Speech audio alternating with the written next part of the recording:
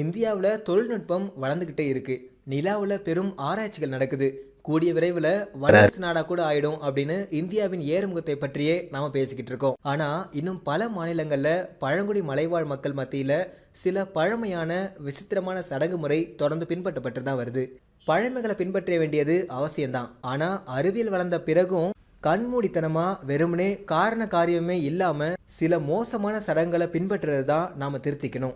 இந்தியாவில் ஹிமாச்சல் பிரதேஷ் மாநிலத்தில் இருக்கும் ஒரு பழங்குடி மலைவாழ் மக்கள் மத்தியில இன்னைக்கும் பின்பற்றப்படும் வினோதமாக கருதப்படும் ஒரு சடங்கினை பத்தி தான் இந்த தொகுப்புல நாம பார்க்க போறோம். ஹிமாச்சல் பிரதேச சேர்ந்த ஒரு மலைவாழ் பழங்குடியினர் மத்தியில ஒரு சடங்கு முறை இன்னைக்கும் கடுமையா பின்பற்றப்பட்டு வருது. இதெல்லாம் நம்ம யாராலையும் கனவுல கூட கற்பனை பண்ணி பார்க்க முடியாது. திருமணமான நாள்ல இருந்து முதல் 5 நாட்களுக்கு மணப்பெண் நிர்வாணமாக தான் வீட்டில் இருக்கணும்.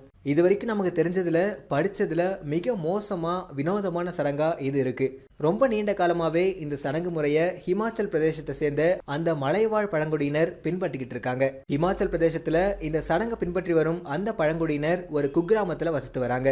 இங்க இன்னைக்குமே கூட திருமணம் முடிந்த புது பெண் முதல் 5 நாட்கள் கணவன் வீட்டுல நிர்வாணமா ஒரு அறையில தங்கணும் அப்படிங்கிறது தான் சடங்கு முறை. புது பெண் நிர்வாணமா இருக்கும் அந்த 5 நாட்கள்ல கணவன் மனைவியிடையே தாம்பத்தியம் குறித்தோ ரொமான்ஸ் சார்ந்த பேச்சுகளோ கண்டிப்பா இருக்கக்கூடாது.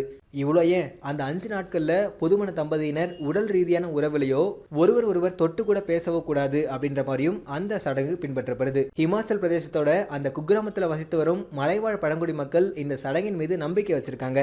இந்த சடங்கு நல்லபடியா முடிஞ்சிட்டா கணவன் மனைவி உறவுல ஒரு கட்டுப்பாடு இருக்கும். அந்த திருமண வாழ்க்கை ஒருபோதும் தோல்வியில முடியாது அப்படிங்கறதுதான் அவங்களோட கருத்தா இருக்கு. ஒருவேளை யாராவது ஒரு புதுமண தம்பதியினர் அந்த 5 நாட்கள்ல புது மணப்பெண் நிர்வாணமா இருக்கும்போது தொட்டு பேசிட்டாலோ அல்லது உறவு கொண்டு விட்டாலோ அது அந்த கிராமத்திற்கு கேடு விளைவிக்கும் அப்படின்னும், அப்படி இல்லைன்னா பெரும் நாசத்தை ஏற்படுத்தும் அப்படின்னும் அந்த மலைவாழ் மக்கள் நம்பிக்கிட்டு இருக்காங்க. இந்த விஷயத்தை கேள்விப்பட்டு சமூக வலைத்தளங்கள்ல இதுக்கு பல பதிவுகள் பகிரப்பட்டு வருது. இருந்தாலும் இது பத்தின உங்க கருத்துக்கள் என்ன அப்படிங்கறத மறக்காம கமெண்ட்ல போடுங்க.